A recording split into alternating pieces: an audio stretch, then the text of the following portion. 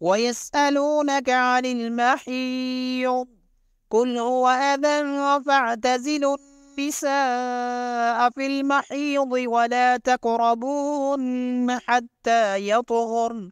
فإذا تطهرن فأتوهن من حيث أمركم الله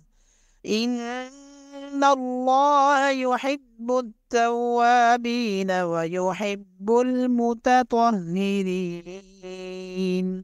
نساؤكم حرث لكم فأتوا حرثكم أنى شئتم وقدموا لأنفسكم واتقوا الله واعلموا أنكم ملاقوه وبشر المؤمنين ولا تجعلوا الله عرضة لأيمانكم أن تبروا وتتقوا وتصلحوا بين الناس والله سميع عليم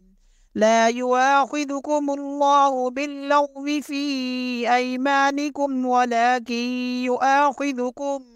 بما كسبت قلوبكم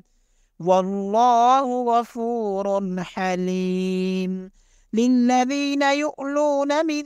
نسائهم تربص 4 أشهر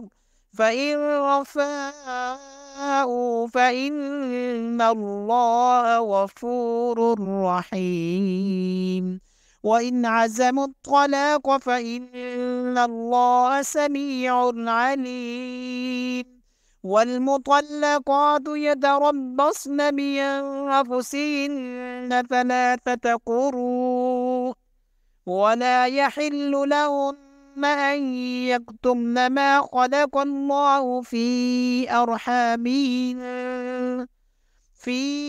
أرحامهن إن كن يؤمن بالله